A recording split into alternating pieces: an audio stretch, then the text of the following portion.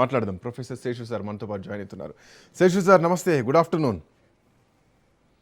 నమస్తే. ఉత్తరప్రదేశ్ ఎన్నికలకు ఇప్పటికే రంగం సిద్ధమవుతోంది. సో బీహార్లో గెలిచిన తర్వాత ఉత్తరప్రదేశ్లో గెలవాల్సినటువంటి అవసరం ఉంది ఢిల్లీలో అధికారంలో ఉండాలంటే కనుక. బట్ ఈలోపు కొన్ని పరిణామాలు మారిపోయాయి. ఇటు రామమందిరంలో జరిగినటువంటి నగదు చోరీ అంశం కానీ, లేదంటే జెన్జీ ప్రొటెస్ట్ కానీ, అదే బీహార్లో బంకింపూర్లో జరిగినటువంటి ఉప ఎన్నికలో భారతీయ జనతా పార్టీ ఓటమి, ప్రశాంత్ కిషోర్ గెలుపు, ఇవన్నీ అంశాల తర్వాత ఉత్తరప్రదేశ్ ఎన్నికల్లో ఎట్లాంటి ఈక్వేషన్స్ చూడొచ్చు మీ అనాలిసిస్?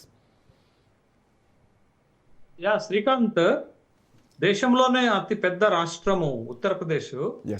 దాన్ని ఎప్పుడు మనం ఎలా చూస్తామంటే ఒక పొలిటికల్ గేమ్ చేంజర్ గా చూస్తాం. ఉత్తరప్రదేశ్ లో ఎవరైతే అధికారంలో ఉంటారో వాళ్ళు దేశంలో అధికారంలోకి రావడానికి సులభం అవుతుంది అనేది గత చరిత్రలో మనం చూసినటువంటి అనేక సంఘటనలు. అయితే గత 2 ఎన్నికల్లో, అంటే ముఖ్యంగా యోగి ఆదిత్యనాథ్ 2017లోను 2022 ఎన్నికలలో అక్కడ యూపీ ఎన్నికల్లో గెలిచారు. బట్ ఇప్పుడు ప్రథమార్థంలో 2027 ప్రథమార్థంలోనే యూపీ ఎన్నికలు జరగబోతున్నాయి. బట్ ఈ ఎన్నికల్లో భారతీయ జనతా పార్టీ యోగి ఆదిత్యనాథ్ ఆధ్వర్యంలో గెలిచి హ్యాట్రిక్ సాధిస్తారా అనే దానిపైనే దేశవ్యాప్తంగా పెద్ద ఎత్తున చర్చ జరుగుతుంది.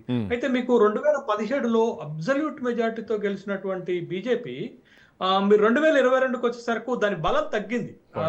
దరిదాపు ఎస్పీ 111 శాసనసభ స్థానాలు గెలిస్తే వీళ్ళు 225 శాసనసభ స్థానాలను మాత్రమే గెలిచారు, మొత్తం 403 ఉంటాయి. బట్ ఈసారి ఏం జరుగుతుంది అని అంటే, భారతీయ జనతా పార్టీకి ఇప్పుడున్నటువంటి పరిస్థితిని గనక మనం చూస్తే యూపీలో కొద్దిగా కష్టంగా కనపడుతుంది. ఎందుకు కష్టంగా కనపడుతుంది అనేది నేను చెప్తున్నానంటే, మీకు 2024 లోక్సభ ఎన్నికలను గనక ఒకవేళ ప్రామాణికంగా తీసుకుంటే అనూహ్యమైనటువంటి ఫలితాలు వచ్చాయి. ఉత్తరప్రదేశ్ లోక్సభ ఎన్నికల్లో మొత్తం 80 లోక్సభ స్థానాలు ఉంటే Akhilesh and Congress party alliance దరిదాపు 43 లోక్సభ స్థానాలను గెలిచి సింగిల్ లార్జెస్ట్ గా నిలబడ్డది. మీకు బీజేపీ అలయన్స్ కు వచ్చరకు 36 లోక్సభ స్థానాలను మాత్రమే గెలిచారు. అంటే బిగ్ చేంజ్ కనపడింది. బట్ అదే ఎన్నికలను కనుక ప్రామాణికంగా తీసుకుంటే ఎస్పీ 184 శాసనసభ స్థానాల్లో లీడ్ తీసుకున్నది. అంటే ఇక్కడ ఒక పార్టీ అధికారంలోకి రావడానికి కావలసిన 202 శాసనసభ స్థానాలు, అంటే కాంగ్రెస్ దరిదాపు 32 శాసనసభ స్థానాల్లో లీడ్ తీసుకుంది. కాబట్టి ఎస్పీ కాంగ్రెస్ కలిసి అక్కడ కంఫర్టబుల్ మెజార్టీ తోటి అధికారంలోకి వస్తాయి అనేటటువంటి సంకేతాన్ని మనం 2024 లోక్సభ ఎన్నికలు తీసుకోవచ్చు. 2 కలిపి 43 స్థానాలు వచ్చాయి కదా, ఎస్పీ అండ్ కాంగ్రెస్ కలిపి. ఎస్పీకి 37 వచ్చాయి, కాంగ్రెస్ కి 6 వచ్చాయి, ఇద్దరు కలిపి 43 వచ్చాయి. అది కూటమిగా పోటీ చేశారు కాబట్టి సింగిల్ లార్జెస్ట్ గా మనం చూడాలి. తర్వాత ఇంకొక ఇటీవల జరుగుతున్నటువంటి పరిణామాలు ఏంటి అంటే, మీకు ఉత్తరప్రదేశ్ లో ఈసారి అఖిలేష్ యాదవ్ ఒక కొత్త నినాదాన్ని తీసుకున్నారు. పీడీఏ అనేటటువంటిది, పిచాడ్ దళిత్ అల్పసంఖ్యాక్.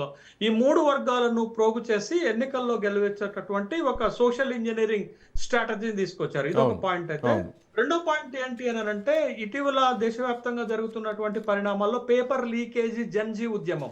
మీకు బంకిపూర్ ఉప ఎన్నిక 30 సంవత్సరాలకు పైగా భారతీయ జనతా పార్టీ గెలుస్తున్నటువంటి శాసనసభ నియోజకవర్గంలో భారతీయ జనతా పార్టీ ఓడిపోయినటువంటి సంకేతం. ఇది యూపీ ఎన్నికలపై ప్రభావం చూపిస్తుంది ఖచ్చితంగా. ఇది రెండో పాయింట్.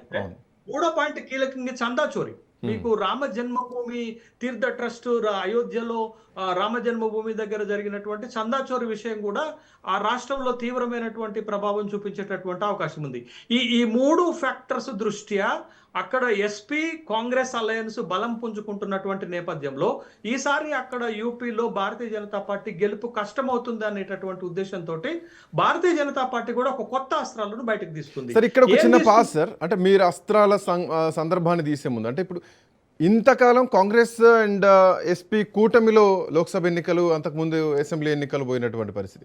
బట్ ఇప్పుడున్నటువంటి సిచ్యువేషన్లో మొన్న జెన్జీ ప్రొటెస్ట్ టైంలో అఖిలేష్ యాదవ్ ఒక మాట అన్నారు, బీజేపీని కాంగ్రెస్ని ఇద్దరిని కలిపి మాట అన్నారు, వీళ్ళిద్దరు రాజకీయంగా గేమ్ ఆడుతున్నారు యువత విషయంలో, విద్యార్థుల విషయంలో అని చెప్పేసి. సో ఇది కేవలం అక్కడి వరకే చూడాలి, ఆ ప్రొటెస్ట్ వరకు, లేదంటే భవిష్యత్తులో ఎన్నికల్లో కూడా ఇద్దరు కలిపి ఎన్నికలు పోయేటువంటి అవకాశం ఉండొచ్చా? లేదు శ్రీకాంత్, అది అంశాల వారి విమర్శలుగానే మనం తీసుకోవాలి. ఈసారి ఉత్తరప్రదేశ్ శాసనసభ ఎన్నికల్లో కాంగ్రెస్ పార్టీ ఎస్పీ ఆల్మోస్ట్ 99% కలిసే పోటీ చేస్తాయనేటటువంటి ఊహాగానాలు వస్తున్నాయి. బట్ కాంగ్రెస్ పార్టీ కొంత బార్గెన్ చేస్తున్నట్టుగా మనకు కనపడుతుంది. అది మనం ఆ పొలిటికల్ అలయన్సెస్ మనం పక్కన పెడితే భారతీయ జనతా పార్టీకి యూపీలో ఈసారి గెలుపు అంత తేలికైనటువంటి విషయం కాదు కాబట్టి బీజేపీ ముందుగానే ఊహించింది ఈ సమస్యని. కాబట్టి ఒక కొత్త అస్త్రాలను బయటకు తీస్తుంది. ఆ అస్త్రాలు ఏంటి అని అంటే successful formula in Assam, successful formula in Bihar.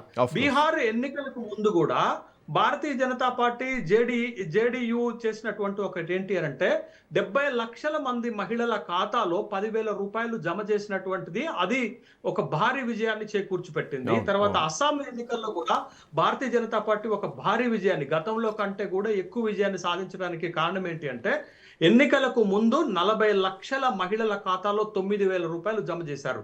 ఇవాళ భారతదేశంలో ఏ రాష్ట్రంలో ఎన్నికలు జరుగుతున్నా టార్గెట్ ఏంటి అంటే పార్టీలకి రెండే వర్గాల టార్గెట్. ఒకటి మహిళలకి సంబంధించినటువంటి నగదు బదిలీ, గ్యాస్ పథకము, ఉచిత బస్సు ప్రయాణము, ఉచిత విద్యుత్ లాంటి హామీలు ఇచ్చి మహిళలను బుట్టలో వేసుకోవడానికి ప్రయత్నం చేస్తుంటే, రెండో వర్గము యువత, ఉద్యోగాలు ఇస్తాము, ప్రభుత్వ ఉద్యోగాల నోటిఫికేషన్ ఇస్తాము, లేదా నిరుద్యోగ భృతి ఇస్తామని ఈ అన్ని రాష్ట్రాలు, ఎన్నికలు జరుగుతున్న రాష్ట్రాలు ఈ రెండు వర్గాలను టార్గెట్ చేస్తున్నాయి.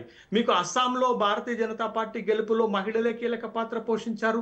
బీహార్లో అదే జరిగింది, యూపీలో మన ఎంపీలో అదే జరిగింది, మహారాష్ట్రలో అదే జరిగింది, 2 తెలుగు రాష్ట్రాల్లో కూడా అదే జరిగింది.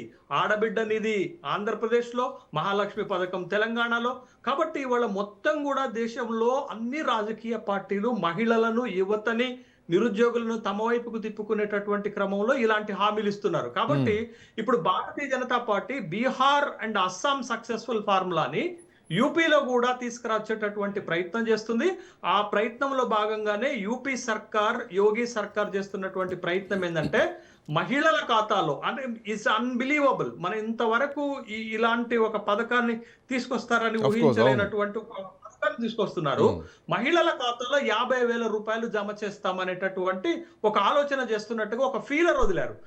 20,000 ఎన్నికలకు ముందు మహిళల అకౌంట్ లో జమ చేసేటట్టు, ఎన్నికలు అయిపోయిన తర్వాత విడతల వారీగా 10,000 జమ చేసేటటువంటి ఒక పథకాన్ని, నగదు బదిలీ పథకాన్ని తీసుకొచ్చి, మీరన్నట్టు 13 కోట్ల ఓటర్లు ఉన్నటువంటి రాష్ట్రంలో 6 కోట్ల మంది మహిళలే ఉన్నారు. ఆ 6 కోట్ల మంది మహిళల ఓట్లే టార్గెట్ గా ఇది తీసుకొస్తున్నారు. దిస్ ఇస్ నథింగ్ బట్ ఓట్లు కొనుగోలు చేసేటటువంటి ఒక పథకంగానే మనం చూడాలి. ఇది మహిళా సాధికారిత కోసమో లేకపోతే మహిళల యొక్క జీవన విధానాన్ని మెరుగుపరచడానికి తీసుకొస్తున్నటువంటి పథకం అయితే అప్రిషియేట్ చేయాలి. అట్లా కాకుండా ఎన్నికలకు ముందు ఇలాంటి పథకాన్ని తీసుకురావటం అనంటే ఆ రాష్ట్రంలో ఉన్నటువంటి మహిళల ఓట్లను గంపగుత్తాగా తీసుకునేటటువంటి ఒక పథకంగానే మనం చూడాల్సినటువంటి అవసరం ఉంది. ఇప్పటికీ ఈ పథకం